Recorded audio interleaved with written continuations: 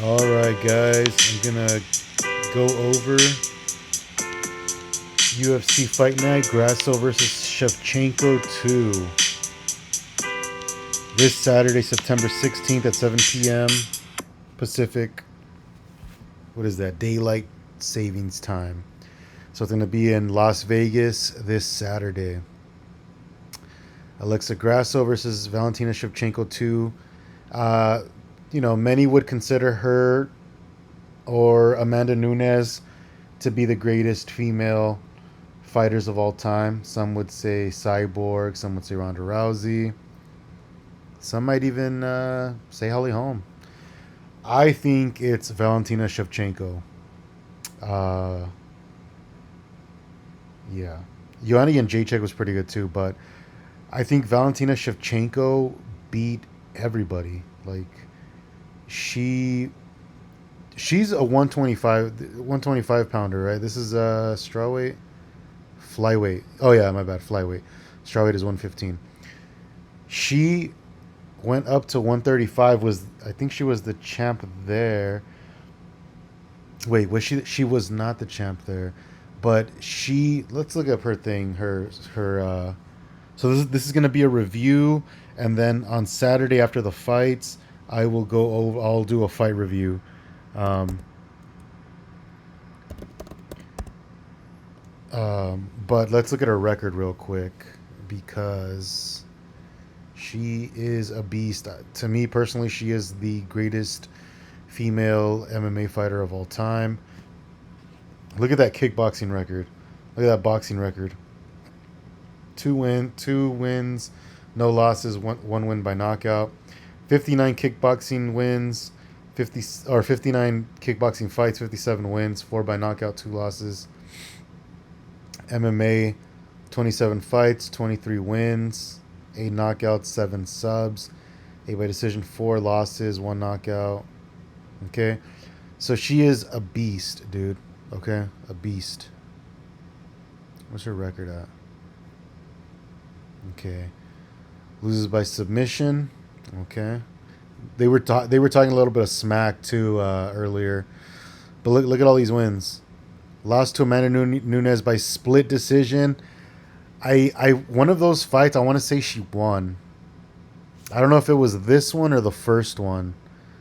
Um, I mean, this one would seem more likely because it's a split decision, but I feel like it might have been this one where I thought she won, and then this one I was like, okay, that was a little more decisive. I don't remember, but one of these I feel like she won, and she's fighting a woman, Valentina Shevchenko, little old Valentina, 125 pounds, went up to 135 to fight Amanda Nunes, who many consider to be the greatest female fighter of all time, who beat uh, Chris Cyborg, who beat Ronda Rousey, who beat Holly Holm, I believe, as well. Amanda Nunes beat everybody, and Valentina gave her toughest fights. Besides Juliana Pena, who beat her that one fight. Okay, so the two fights that Amanda Nunes has had with Valentina have been pretty tough fights for her. So yeah, Valentina to me is the greatest female fighter of all time. So here we have Alexa Grasso, Mexican fighter. Valentina Shevchenko.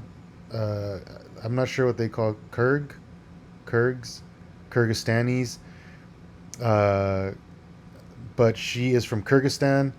Also, I guess lived in Peru for a while. Speaks fluent Spanish. Just a really worldly person. Trains all over the place. Great fighter. Look at the odds. So they're very close. You bet $100 and Valentina wins. You bet $100 on Valentina to win. You get 100. Oh no, you got to bet $166 on Valentina to win $100, or you bet $100 on Alexa Grasso to win and you win $140 back. Okay, so it's pretty close, pretty close. I'm pretty excited to see it. I honestly don't know. I kind of forgot how the first fight went. I remember Alexa said it was 2-2 going into the fifth, and then she submitted her, and then Valentina said it was 4 rounds to the last one. I gotta rewatch that again, but I'm super excited for this one. It's gonna be sick. The belt looks awesome, dude. Check out the belt. Uh, UFC Noche belt. This thing looks awesome. UFC celebrates Mexico with a belt. Look at that, and I guess it's used like colors that are from that was designed. So a lady from Oaxaca, two couple from Oaxaca uh, designed it. I don't know, but they used like color from plants and things like that, which is awesome. This thing looks so cool. Looks so cool. Look at that. Ah, that's so cool. Okay, so we have that belt on the line. Honestly, if Alexa wins, like that cements her as a pretty great fighter. Valentina is how old is she? She's 1988 March, so she's 35. Okay, so she is right there at the edge of her prime, towards the back end of it.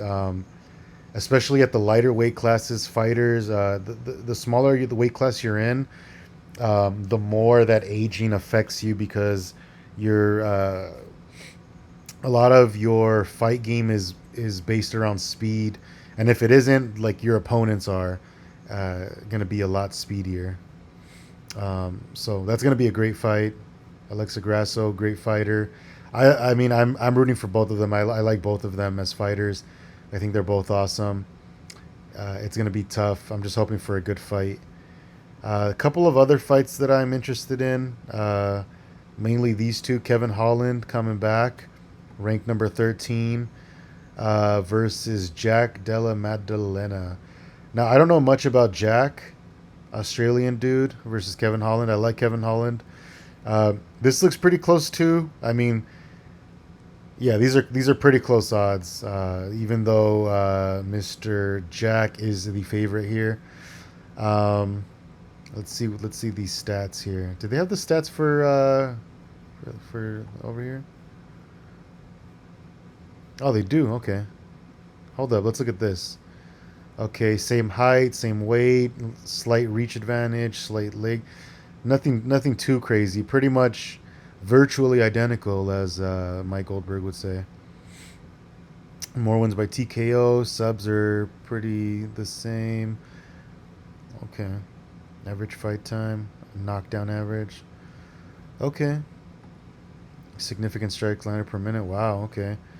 Significant strikes absorbed. Ooh, Alexa takes a lot of hits.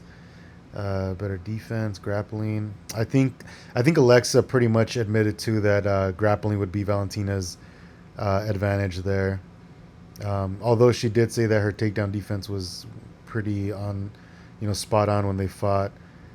Okay, so we've got some pretty evened out. Although Valentina's got the experience, and who knows? You never know who's sick or what happened. I forgot what Valentina said. If she wasn't feeling like herself, but we will see. All right, so Kevin Holland. I like Kevin Holland, man. He's a wild dude. I think he's funny. They both won their last fight. This is crazy. Kevin Holland's 6'3", so 4 inches taller. Check out his reach advantage.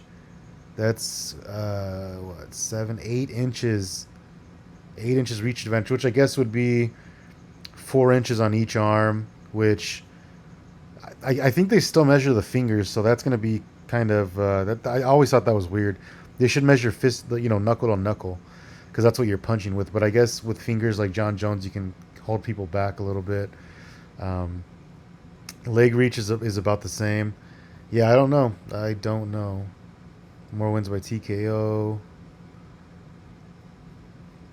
Is this guy average fight time 0? Is the UFC website just jacked up, or are they not? Or is he a new dude?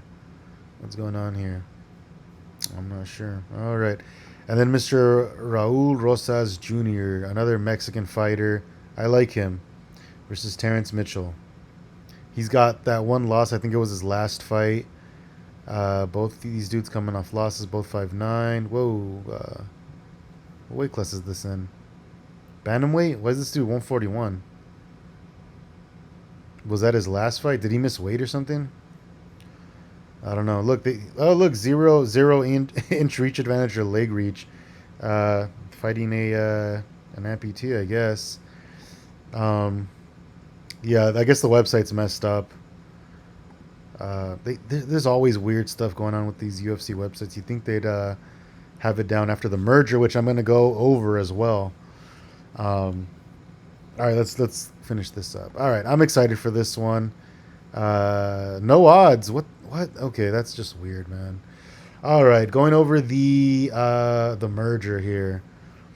First, Dana White has been removed as UFC president following the WWE merger, so he's now the CEO of the UFC. So if you didn't hear, the UFC and the WWE, which I still call the WWF because that's how I grew up. I grew up knowing it as the WWF, have merged. They were both under Endeavor, which is, I think is it Ari Emanuel who owns that or part owner? Known as WMEIMG. Oh, I guess they're not known as that anymore. Okay, so Endeavor. So they went public in 2021. They fully bought out Zuffa. You go public to raise money. Let's see. Mr. Vince McMahon left, came back, and I think they named him. What did they name him? Chief chairman of. So Ari Emanuel, CEO of TKO, and Vince McMahon is executive chair of TKO. This is crazy. This is like some North Korean shit, right? Until his death, resignation, or incapacity. That's like I always say like that's some like North Korean shit, but it's also like how the Supreme Court is, which I think is fucked up. Until they die, like that's crazy, man. I don't think anyone should have a position like that until they die. At least not in government. That's a conversation for another time. Okay, with that position, he has the right to select 5 of the 11 directors of the company and certain veto rights as well, which pretty interesting. I'll get into that right now. So, former president of UFC Dana White will now serve as the CEO of the UFC under TKO. Now, something kind of interesting are these veto rights for Mr. Vince McMahon. I wonder why he got that. I think maybe because he was the sole owner or like the primary owner of WWE, so they had to give him something more than they would give Dana White, since I believe, WME or Endeavor already owned the UFC and I guess bought out the rest of it, or Zuffa, in 2021. So they had to give Vince a little more, something more. They had to give him more incentive, I guess, to go along with this merger. So certain veto rights. What does that mean? I don't know. I've been trying to read and I couldn't really find anything on that. But I mean, that could definitely affect the UFC. What if he can veto fights? Or I mean, he's got a lot of power now and he gets to pick 5 of the 11 directors. He's got a lot of power, and that means a lot of power over the UFC. Another interesting thing was that Endeavor owns 51% controlling interest in the new company. WWE shareholders will own the remaining 49% on a fully diluted basis. So Vince McMahon owns 34% of the new company, and it's the first time the McMahon family has not owned controlling interest in the WWE since it was founded by Vince McMahon's father in 1953. Crazy. He sold it. I mean, he's still in control, but that is just wild, man. And they must have bought it up for a lot. Interesting. We'll have to see how that affects fights in the future. Like I said, I'm excited to see the fights this Saturday. I'll do a fight review after the fights and keep up with any new news that comes up regarding this. And keep an eye out for what happens with how Vince McMahon, wields his power over the UFC. But yeah, I'll see you guys next time. Have a good one.